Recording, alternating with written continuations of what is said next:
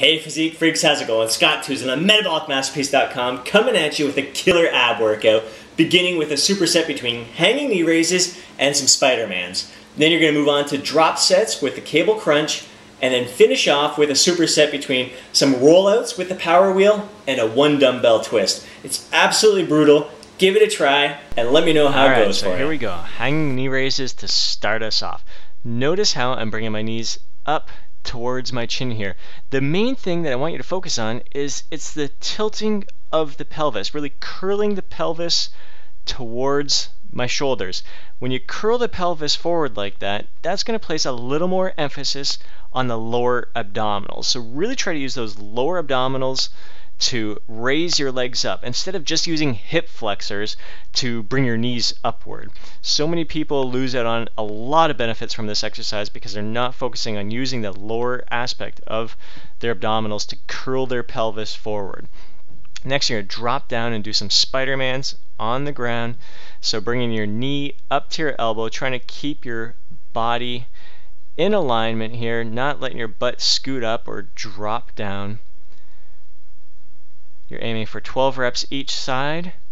You're aiming for 12 reps for those hanging knee raises as well. If 12 reps is easy for the knee raises, you can straighten your legs out a bit more to make the resistance tougher. And if it's too tough to hold yourself up, hopefully your facility, your gym, has some wraps to slide your sleeves to slide your arms through. So you repeat that 2 more times for a total of 3 sets. You can rest for a minute between sets.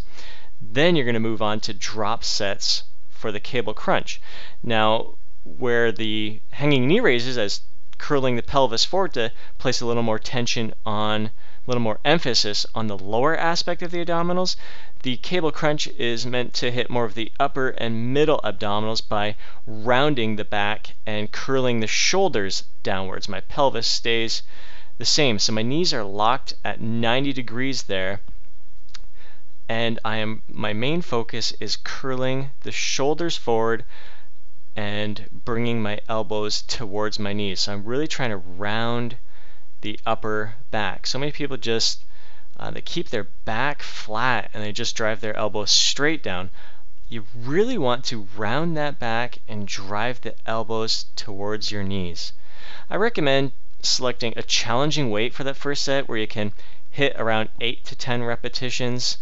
Lower the weight a bit. Basically, each of these 4 sets, we're trying to hit, stay within the 8 to 12 rep range. So pick a challenging weight to begin with, because these later sets would be way too easy if you start out too light in the beginning. So each of these 4 sets, 8 to 12 repetitions, really focusing on quality form here.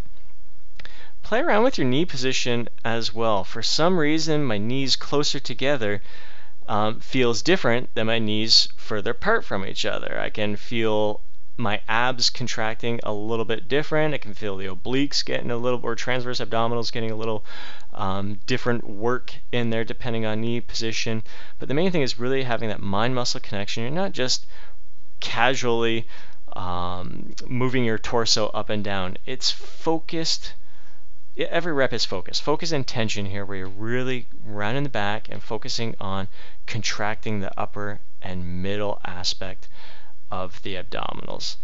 If you get your head on the muscles right, you can even focus on squeezing and contracting the lower abdominals as well. So really get your head in this. It takes a little bit of practice, takes some focus, but really notice how my butt is not dropping towards my heels either. My knees are constantly staying at 90 degrees. I'm just focusing on curling my shoulders downwards. That's the 4 sets. You do that one time, and now we're moving on to a superset between some rollouts using the power wheel. I have my knees placed on the floor. I cannot do this with my toes on the ground. It just bothers my back too much. I guess my core is not strong enough for that, or who knows what the reason is, but this feels great.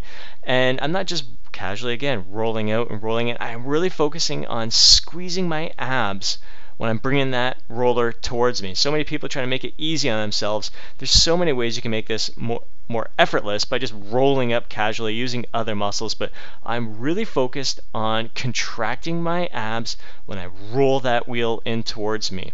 And I can get my head in different aspects of the muscle as well. I'm really trying to use the lower abdominals to pull me forward towards the top, or all different areas. In the bottom portion, it's just a great stretch.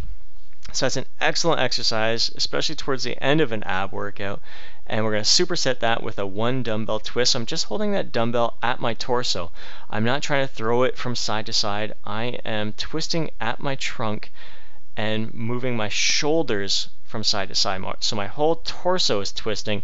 It's not like, notice how I'm not reaching that dumbbell from side to side. I'm not trying to work my shoulders here. That dumbbell is pressed right up against the middle of my chest and never moves. I'm just twisting my torso to get my shoulders to face each side, really trying to work those obliques. That's it.